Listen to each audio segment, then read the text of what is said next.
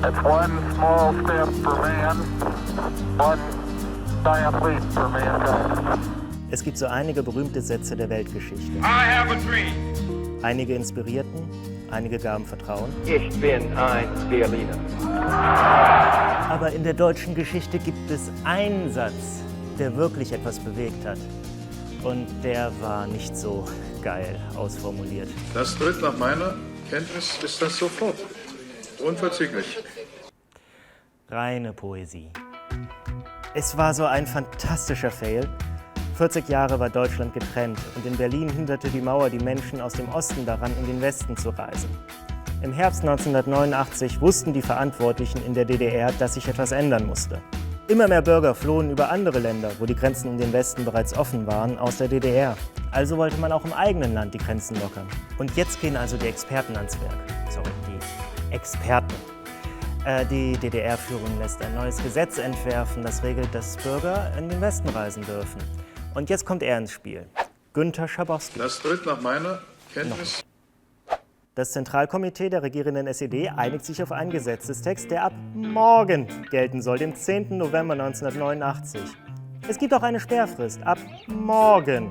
Die gibt es sogar schriftlich, da steht ab morgen. Morgen.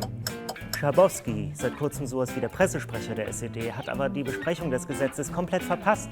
Keine Ahnung, wo der war, aber ist auch egal. SED-Chef Egon Krenz gibt ihm also ein ganzes Bündel Gesetzestexte und sagt dazu, die neuen Reisebestimmungen sind besonders wichtig. Was er vergisst, Schabowski zu sagen, ist, die gelten ab morgen. Es ist der frühe Abend des 9. November 1989. Schabowski geht in die Pressekonferenz im Pressezentrum der Mohrenstraße und hat selbst kein Peil, was er da hat. Während mindestens ein Journalist den Hinweis bekommen hat, nach den neuen Reiseregelungen zu fragen, was der irgendwann noch tut. Und Schabowski so, hä? Ach so, nach meinem Kenntnisstand sollten die Ihnen längst vorliegen. Dann liest er das vor und merkt selbst anscheinend gar nicht, was er da liest. Dass die Grenze offen ist, dass Reisebeschränkungen von 28 Jahren Berliner Mauer weitgehend beendet sind. Während sämtliche Journalisten da sitzen, the fuck? Also fragt jemand nach. Ab wann gilt das? Schabowski labert rum, also fragt nochmal jemand nach. Und Schabowski schaut völlig ratlos auf seinen Zettel und sagt jene unsterblichen Worte. Das tritt nach meiner Kenntnis ist das sofort. Unverzüglich. Und dieser Moment der Verwirrung und der Planlosigkeit war das Samenkorn, aus dem die deutsche Einheit entsprang. Okay, es war ein wenig komplizierter als das, aber sehen wir uns den Ripple-Effekt von diesem Moment aus mal an. Die Nachricht von der nominellen Grenzöffnung verbreitet sich. Westliche Presseagenturen melden, die Ausreise aus der DDR sei möglich. Erste DDR-Bürger, die Westmedien hören, verlassen ungläubig ihre Häuser, um es sich selbst anzusehen. Keine 2 Stunden später bilden sich Menschenmassen an der Berliner Mauer, die durch wollen. Und die Grenzsoldaten, die erst morgen Bescheid gekriegt hätten, stehen da. The fuck? Glücklicherweise hat damals niemand geschossen. Stattdessen sagt irgendwann ein beherzter Grenzoffizier, na gut, ist die Grenze jetzt halt offen? What the fuck? Schabowski sitzt zu diesem Zeitpunkt zu Hause und denkt sich, ja, wird morgen bestimmt gut laufen. An der Mauer werden unterdessen Familien wieder vereint. Begeisterte Menschen klettern auf und über die Mauer. Weniger als ein Jahr später ist Deutschland wieder vereint.